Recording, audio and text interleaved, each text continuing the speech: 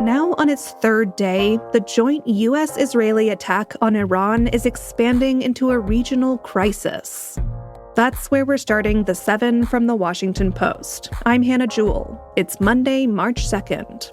Let's get you caught up with today's 7 stories. At around 1 a.m. Eastern Time on Saturday morning, U.S. Air Force and Navy jets launched an attack on Iran. In a phone call with the Post around 4 a.m., President Donald Trump said his goal was freedom for the Iranian people. Since then, the U.S. military says it has struck more than 1,000 targets in Iran. Among those killed so far are Iranian leaders and civilians. That includes Ayatollah Ali Khamenei. And according to Iran's ambassador to the UN, more than 150 children were killed in an elementary school in the southern part of the country. In response, Iran launched deadly retaliatory strikes that targeted Israel, U.S. military sites, and other targets in the Gulf. Yesterday, 3 U.S. troops were killed, and 5 others were seriously wounded. Trump released a video statement after their killing. As one nation, we grieve for the true American patriots who have made the ultimate sacrifice for our nation, even as we continue the righteous mission for which they gave their lives. We pray for the full recovery of the wounded and send our immense love and eternal gratitude to the families of the fallen. And sadly, there will likely be more. Before it ends, that's the way it is. Trump has said combat operations would continue, quote, until all of our objectives are achieved. But he has not defined what those are. And it appears he has pursued the toppling of Iran's government without a plan for what comes next.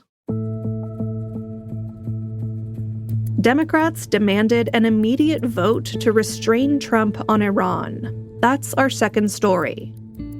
Top Democrats this weekend called for Congress to return immediately to Washington.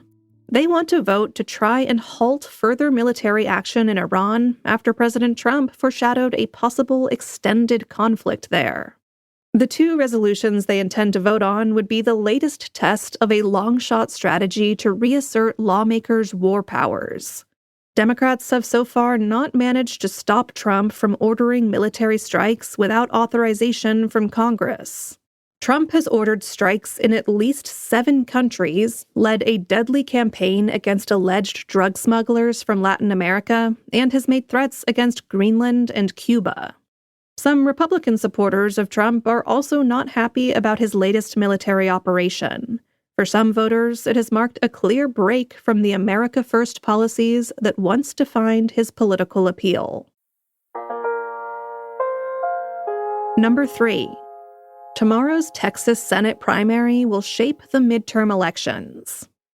Democrats may need to flip Texas blue this year to have a shot at regaining control of the Senate. But first, they have to pick their candidate. One option is Representative Jasmine Crockett, who is leading in recent polls and just got endorsed by former Vice President Kamala Harris. Here is Crockett at a campaign event in Fort Worth, Texas last month. I care. I connect with working class folks. I connect with people that are not okay with politics as usual. That is my strength as a candidate. Crockett is facing off against State Representative James Tallarico, who is lesser known. Here he is campaigning in Richardson, Texas, last week. We have a moral imperative to win. If we don't win, we can't help anybody.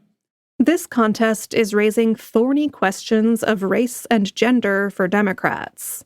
Crockett has accused her opponent of supporting ads that she says are racist against her. Tallarico denies this and has no control over the super PAC airing the ads that Crockett objects to.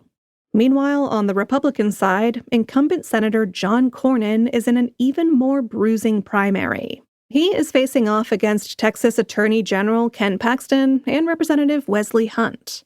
If Cornyn loses, he would be the first sitting senator from either party to succumb to a primary challenger in nearly a decade. Number 4. An Ohio newspaper's newest star writer isn't human. The 184-year-old Cleveland Plain dealer is sporting an unusual new byline. Some stories feature a reporter's name paired with the words Advance Local Express Desk. That means the article was drafted by artificial intelligence. The paper's editor, Chris Quinn, has been pushing to let AI drive the news. He has said that doing so generated more than 10 million page views last year. But journalists at the publication have had mixed reactions to the new technology. Several spoke to the Post, mostly anonymously, and said the AI initiatives have caused concern within the newsroom. Some see it as an existential threat.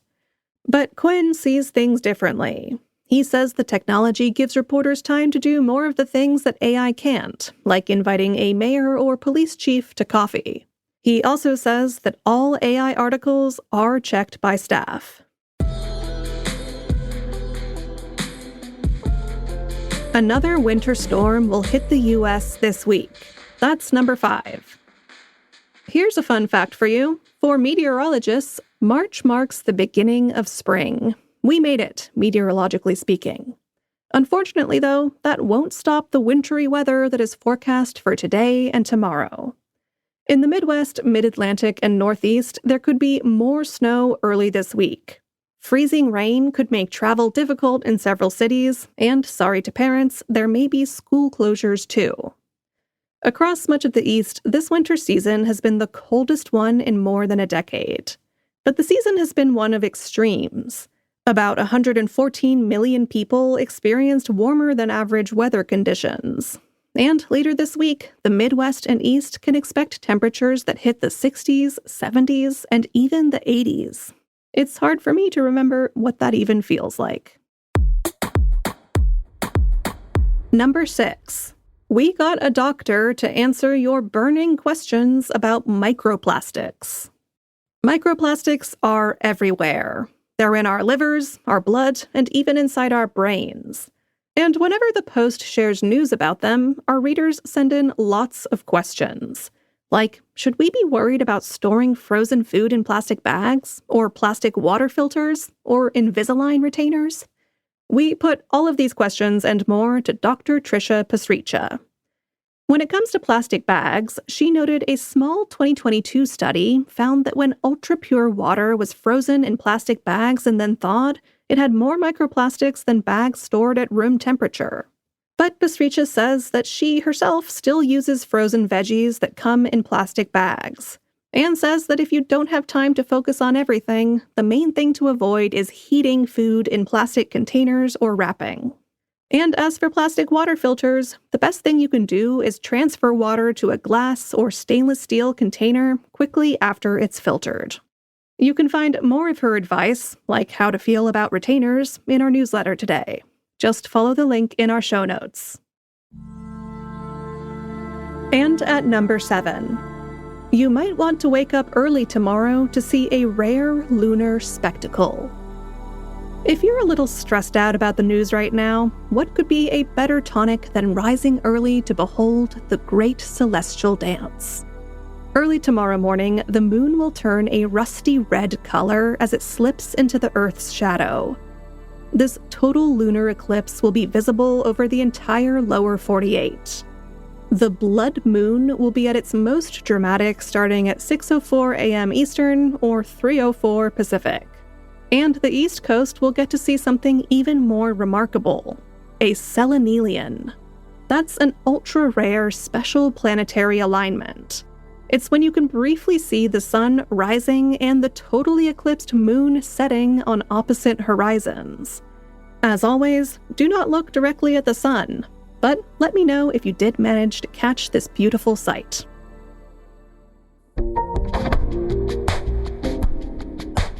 All right, you're all caught up.